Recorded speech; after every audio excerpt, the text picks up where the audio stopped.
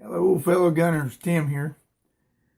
I'm doing a little follow-up on the wedging of the 357 out of the 380 casings.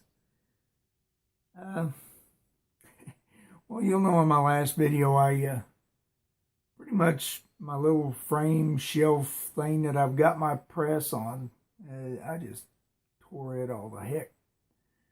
I have since figured out that the little press has the leverage. It really does. It was just the frame that I was using to hold the press didn't have enough hold power.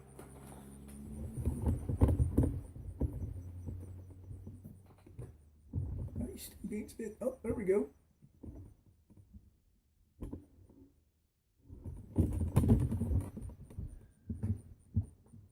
As you can see now, it has the hold power.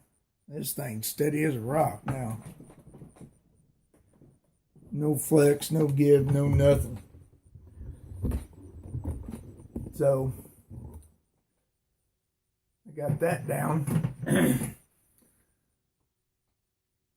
And been working on this. I'll tell you what, guys. There's a lot of inconsistencies in the casings. The rim on some casings are thicker than others. The brass capacity and from one case to the other is just totally different. I don't know. I've figured out it just really ain't worth it. If you're set up to do it, if you have a little, that's another thing. Okay. Now here's one I got really close to doing. As you can see, I made it into a hollow point.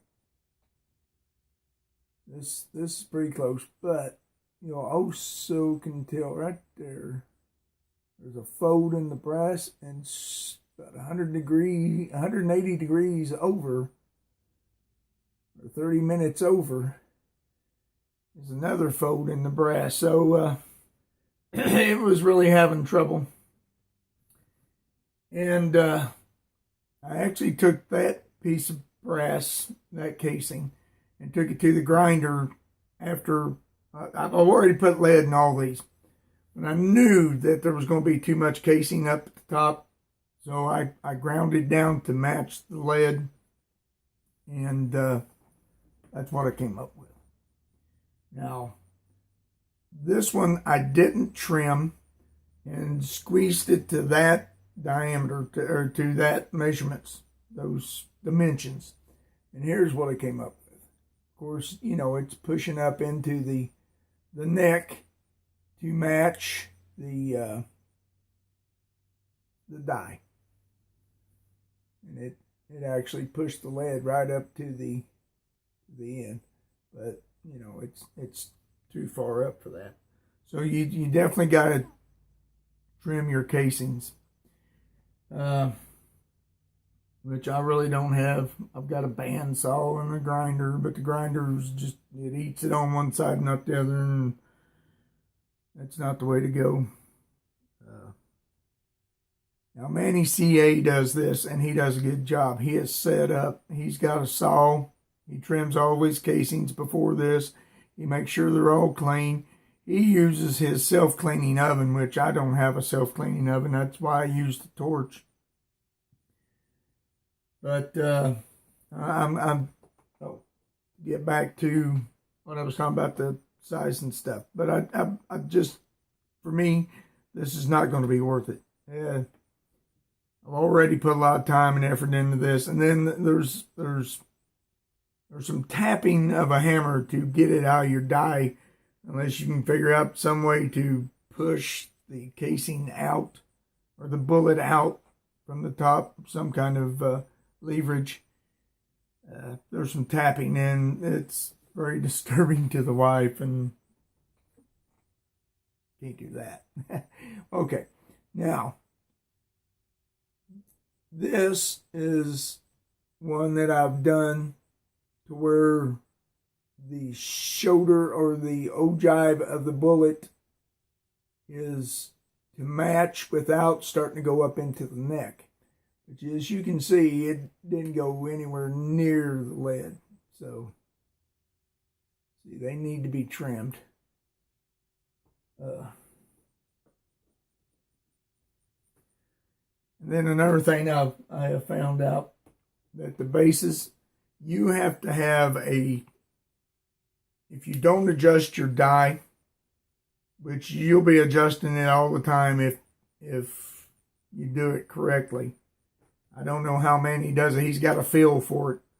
But you can feel, but even your bases on your bullets will be different sizes because you've either put too much pressure or not enough pressure. So you've got to watch that. Yeah, I'm abandoning the whole thing. It's, you got to cast your slugs to go in them, and then you got to clean your brass. And I think with powder coating nowadays, I don't think going excessive speeds is a thing anymore. So we've kind of got away with the need of using a jacket. So we're actually using a polymer jacket instead of a brass jacket. So that's my findings on that. It's just, I've got a nice strong frame now for my press, and I'm liking that. It's really improved a lot.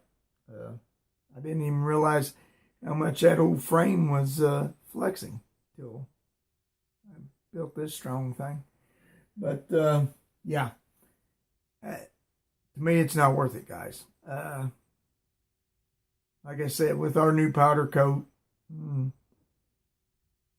you're not going to get, with excessive speeds, you're not going to get the leading you used to. So it's not that big a deal. I just soon cast the bullets and powder coat them and be done. This is a lot of work trying to do this. All right, guys. Thanks for watching. Make sure to like, share, subscribe. I'll catch you in the next video.